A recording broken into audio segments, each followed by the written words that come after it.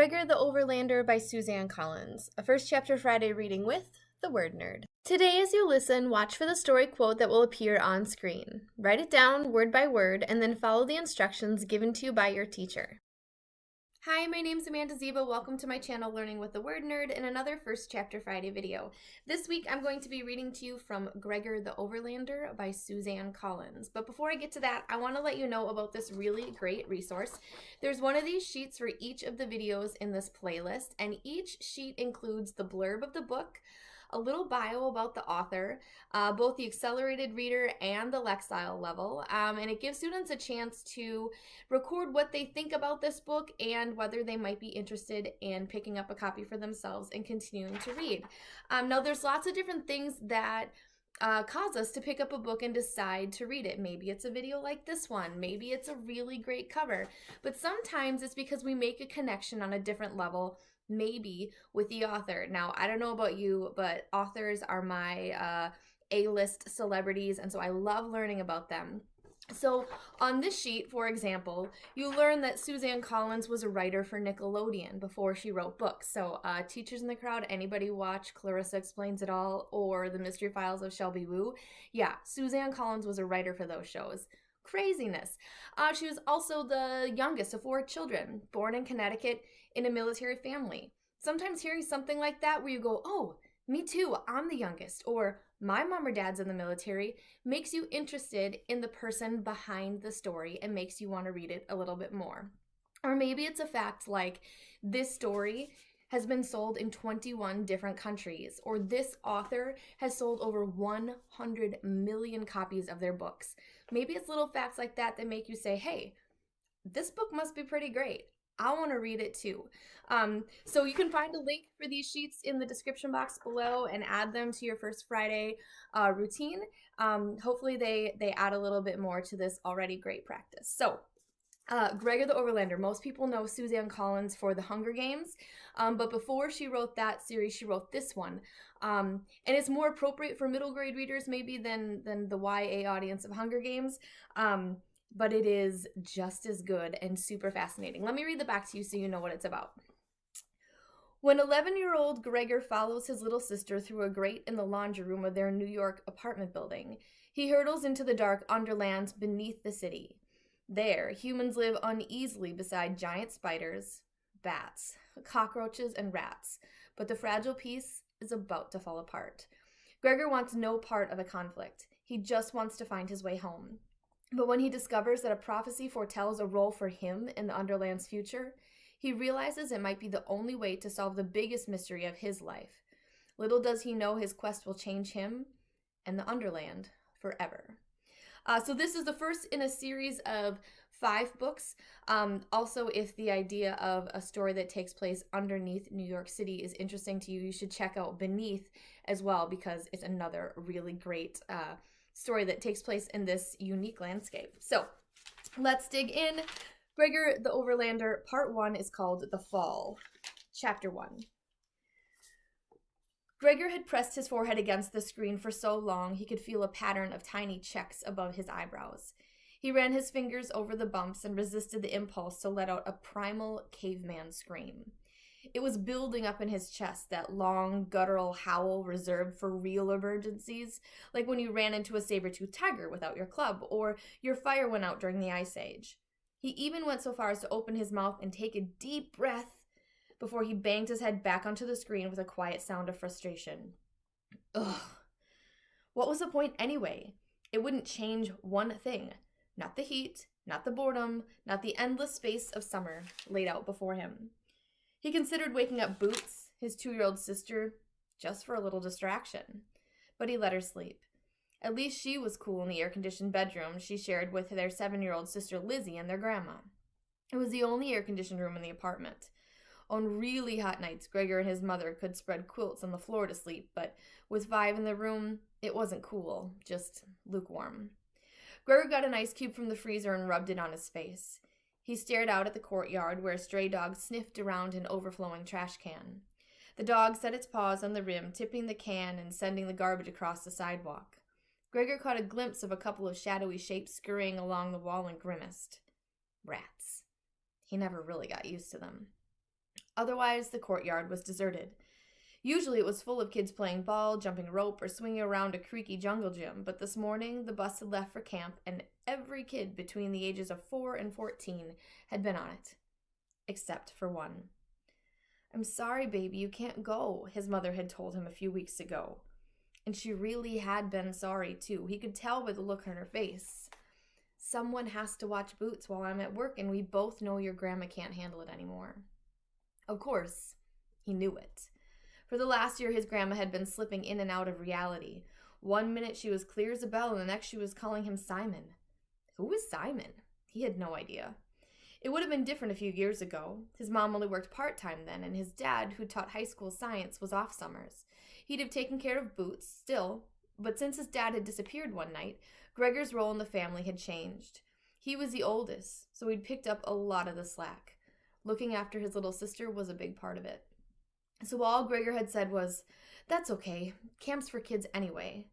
He'd shrugged to show that at 11, he was past caring about things like camp, but somehow that had made her look sadder.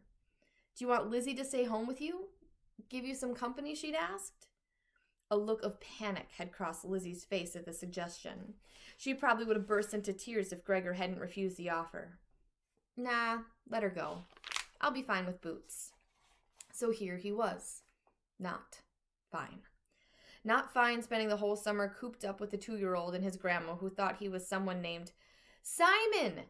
She heard his grandma call from the bedroom. Gregor shook his head, but he couldn't help smiling a little. "Coming, Grandma," he called back and crunched down the rest of his ice cube. A golden glow filled the room as the afternoon sunlight tried to force its way through the shades. His grandma lay on the bed, covered by a thin cotton quilt. Every patch on the quilt had come from a dress she had made for herself through the years. In her more lucid moments, she'd talked Gregor through the quilt. "This polka dot Swiss I wore to my cousin Lucy's graduation when I was 11.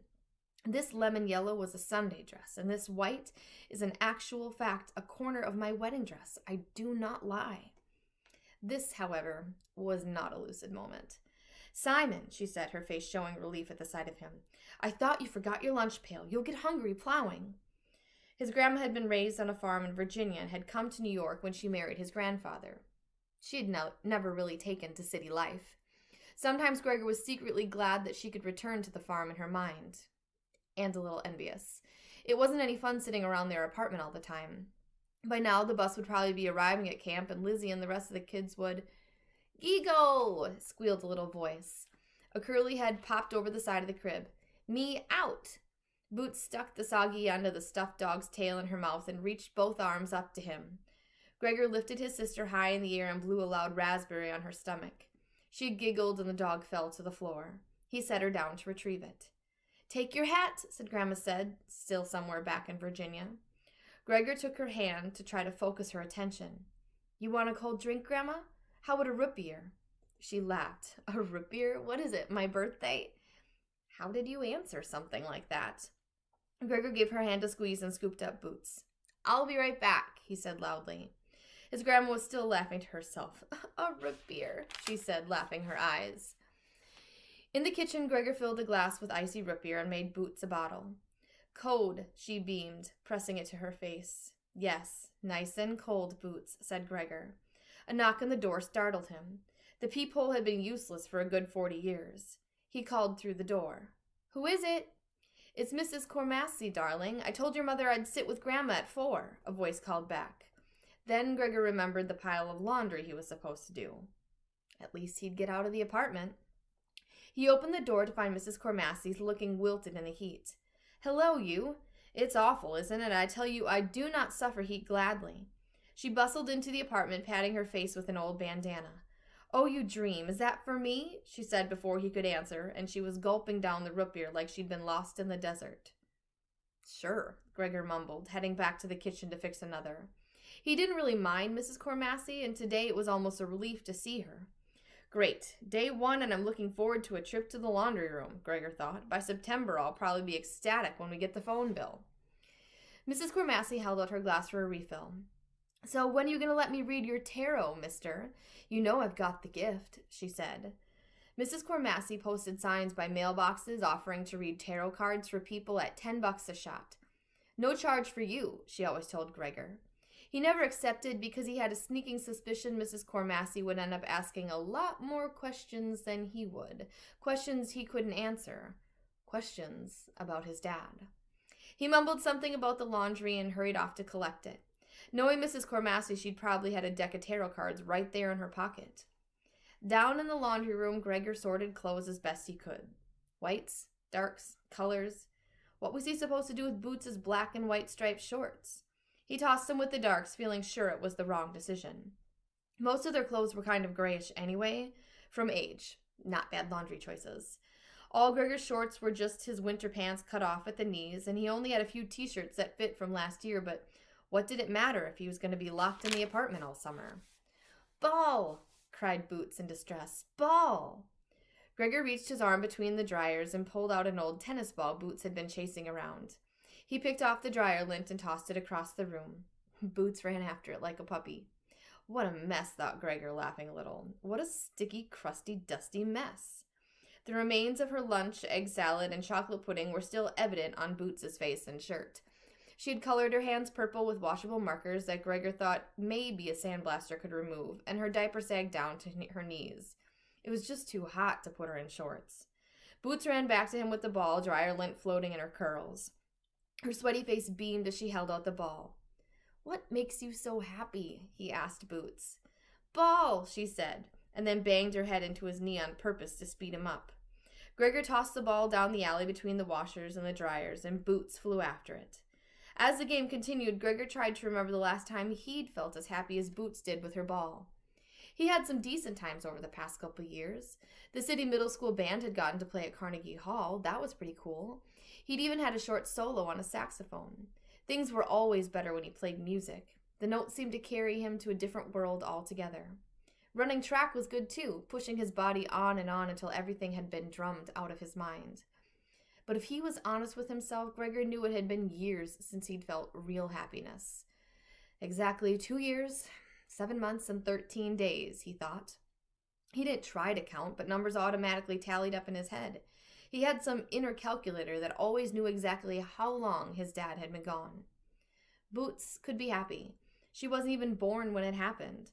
Lizzie was only 4, but Gregor had been 8 and had missed nothing. Like the frantic calls to the police who had acted almost bored with the fact that his dad had vanished into thin air. Clearly they thought he'd run off. They'd even implied it was with another woman. That just wasn't true. If there was anything Gregor knew, it was that his father loved his mother and that he loved him and Lizzie and he would love Boots. But then, how could he have left them without a word? Gregor couldn't believe his dad would abandon his family and never look back. Accept it, he said to himself. He's dead. A wave of pain swept through him. It wasn't true. It couldn't be true. His dad was coming back because what? Because he wanted it so badly it must be true? Because they needed him? No, thought Gregor. It's because I can feel it. I know he's coming back. The washer spun to a stop and Gregor piled the clothes into a couple of dryers. And when he gets back, he better have a really good explanation for where he's been, muttered Gregor as he slammed the dryer door shut. Like, he got bumped on the head and forgot who he was, or he was kidnapped by aliens. Lots of people got kidnapped by aliens on TV. Maybe. It could happen. He thought about different possibilities a lot in his head, but they rarely mentioned his dad at home. There was an unspoken agreement that his dad would return. All the neighbors thought he'd just taken off. The adults never mentioned it, neither did most of the kids. About half of them only lived with one parent anyway. Strangers sometimes asked, though. After about a year of trying to explain it, Gregor came up with the story that his parents were divorced and his dad lived in California. It was a lie, but people believed it, while no one seemed to believe the truth. Whatever that was. And after he gets home, I can take him, Gregor said aloud, and then he stopped himself. He was about to break the rule. The rule was that he couldn't think about things that would happen after his dad got back. And since his dad could be back at any moment, Gregor didn't allow himself to think about the future at all. He had this weird feeling that if he imagined actual events like having his dad back next Christmas or his dad helping to coach the track team, they would never happen. Besides, as happy as some daydream would make him, it only made returning to reality more painful. So that was the rule. Gregor had to keep his mind in the present and leave the future to itself. He realized that his system wasn't great, but it was the best way he figured to get through a day. Gregor noticed that Boots had been suspiciously quiet. He looked around and felt alarmed when he couldn't spot her right away. And then he saw a scuffed pink sandal poking out from the last dryer. "Boots, get out of there," said Gregor. He had to watch her around electrical stuff. She loved plugs. As he hurried across the laundry room, Gregor heard a metallic clunk and then a giggle from Boots. Great, now she's dismantling the dryer, thought Gregor, picking up speed. As he reached the far wall, a strange scene confronted him. The metal grate to an old air duct was wide open, secured by 2 rusty hinges at the top. Boots was squinting into the opening, about 2 feet by 2 feet, which led into the wall of the building. From where he stood, Gregor could see nothing but blackness, and then a wisp of... what was it? Steam? Smoke? It didn't really look like either. Some strange vapor drifted out of the hole and curled around Boots. She held out her arms curiously and leaned forward. "No!" yelled Gregor as he lunged for her. But Boots' tiny frame seemed to be sucked into the air duct. Without thinking, Gregor thrust his head and shoulders into the hole. The metal grate smacked into his back, and the next thing he knew, he was falling down, down, down into an empty space. And that's the end of chapter 1. If you want to know what happens to Gregor and his little sister Boots and the mystery with his father and all the things he discovers underneath New York City, you're going to want to get your own copy of Gregor and the Overlander. And also don't forget to check out this resource in the link in the comments. I hope you all have a great day, happy reading, and that I see you back here next week. To continue reading Gregor the Overlander by Suzanne Collins, pick up a copy from your school library, local indie bookstore, or via the link in the description box. Then check out the rest of the First Chapter Friday playlist. I have tons of middle grade and YA stories waiting for you. Some even include interviews with the authors themselves. This week's mystery quote says, "Even if times got bad, he would never again deny himself the possibility that the future might be happy, even if the present was painful." Please like this video and subscribe, and then find me online for lots of other great Learning with the Word Nerd content. See you again next time!